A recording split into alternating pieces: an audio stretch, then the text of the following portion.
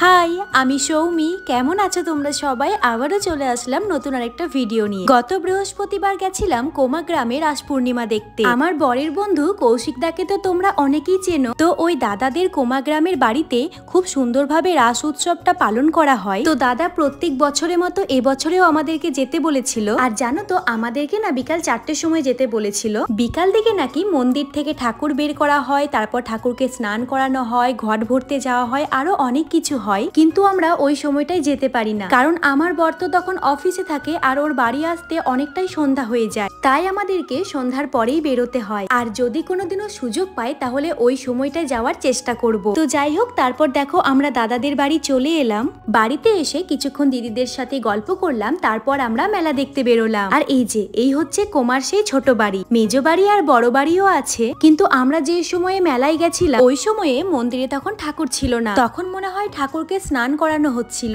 তো যাই হোক, তারপর দেখো আমরা এখানে ফুচকার দোকানে একটু ফুচকা খাবো বলে দাঁড়িয়েছিলাম। আর মেলাতে ফুচকা খাওয়া মানে বুঝতেই পারছো, তোমাকে বাটি হাতে কতক্ষণ ধরে লাইনে দাঁড়িয়ে থাকতে হবে। তারপর আমরা ফুচকা খেয়ে চলে এলাম গরম গরম জিলিপি খেতে। আর জানো তো আমার বর আর আমরা দুজনেই এরকম গরম গরম জিলিপি খেতে খুব ভালোবাসি।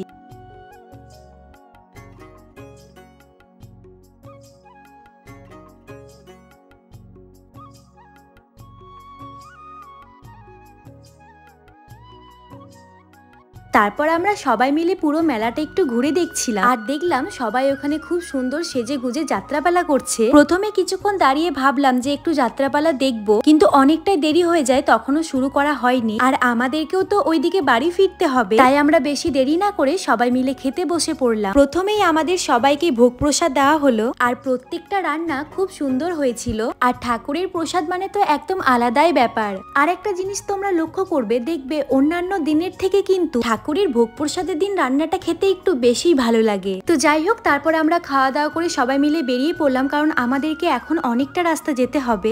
আর শীতকালে রাত্রেবেলা মানে বুঝতেই পারছো চারিদিক কতটা অন্ধকার হয়ে যায়। তারপর আবার আমরা সবাই মিলে বাইকে করে গেছিলাম, আর সেদিন ঠান্ডাটাও বেশ ভালোই লাগছিল। আর এইদিকে রাস্তায় প্রচন্ড ধুলো, তাই আমাকে এরকম ভাবে মুখ চোখ বেঁধে নিতে হয়েছিল। চলো তাহলে আজকের ভিডিওটা আমি এখানেই শেষ করলাম। আবার দেখা হবে তোমাদের সাথে নতুন কোনো একটা ভিডিওতে।